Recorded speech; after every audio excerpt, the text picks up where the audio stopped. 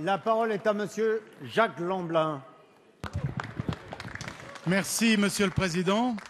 Ma question s'adresse à Monsieur le ministre de l'Agriculture. Monsieur le ministre, hier, mon collègue UDI Thierry Benoît vous a alerté sur la situation des filières élevage. Votre réponse, superlative quant à l'action gouvernementale, relevait davantage de la communication que de l'action. Vous n'avez rassuré personne. En fait, la situation est très grave. Vous en doutez, allez donc sur le site internet de la FNSEA. Dès la page d'accueil, 2 rubriques attirent l'œil. Première rubrique, exploitants agricoles, comment bénéficier du RSA? Eh oui. Deuxième rubrique, à partir du 2 juillet, série d'actions afin de montrer la détresse de l'agriculture française.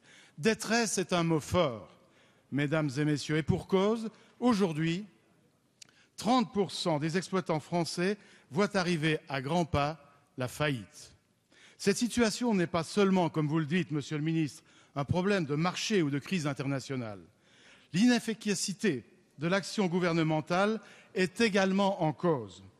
Prenons par exemple la mise en œuvre de la PAC en France. Le gouvernement a fait le choix de l'agroécologie et de ses contraintes, en utilisant une partie des fonds européens à cette fin. Soit, pour le moment, les contraintes sont là, mais d'argent point, puisque, selon certaines sources, 17 des 22 dossiers régionaux français déposés à Bruxelles sont ajournés pour complément d'information. Pendant qu'en Pologne, en Allemagne, tout roule depuis février, en France, au 1er juillet, on est encore dans le flou. Ce résultat, ce n'est pas l'Europe, c'est vous, Monsieur le ministre. Pouvez-vous vous en expliquer? Je laisse le mot de la fin à une jeune femme, présidente des jeunes agriculteurs de mon département. Comment voulez-vous parler d'installation quand tout va mal? Tout est dit dans ce soupir, Monsieur le ministre. Merci. La parole est à Monsieur Stéphane Le Foll, ministre de l'Agriculture, de l'Agroalimentaire et de la Forêt. Monsieur le Président, Monsieur le député, dans votre question, vous avez cherché bien sûr à attaquer la politique qui a été conduite. C'est normal, vous êtes dans l'opposition. Faudrait-il, Monsieur le député, que vous ayez, à partir de là, la clarté et la cohérence dans la question. Vous avez parlé de la réforme de la politique agricole commune. Contrairement à ce que vous avez dit, 9 milliards d'euros vont être distribués et une partie de ces 9 milliards est liée à la régionalisation du 2e pilier. Je vous rappelle que l'accord pour la distribution du 2e pilier et le versement des aides était lié effectivement à un accord de la Commission européenne sur les plans de développement régionaux qui ont été déposés. Cet accord a été donné la semaine dernière.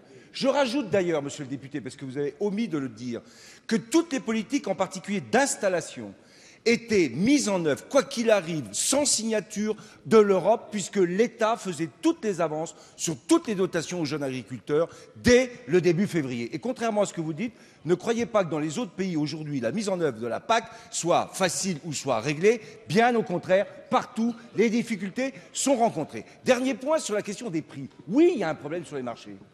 Et ce matin, d'ailleurs, dans un journal qui parle d'économie, on avait une analyse de la situation du marché du lait. Donc vous ne le contestez pas. Vous dites que je n'ai rien fait. Et là, vous avez un prisme un peu délicat. Parce que j'ai réuni et je me suis engagé à agir dans des négociations commerciales où, normalement, le ministre n'a pas autorité pour décider du niveau des prix. Je l'ai fait parce que je considère qu'aujourd'hui, on ne peut pas rester avec ces baisses de prix qui touchent directement la production et l'élevage en particulier. Donc j'annonce à la représentation nationale que le médiateur devra suivre l'ensemble des discussions qui ont eu lieu et des décisions qui ont été prises, Monsieur Jacob, à la fois par la grande distribution et l'ensemble des transformateurs dans lesquels il y a des coopératives. Merci.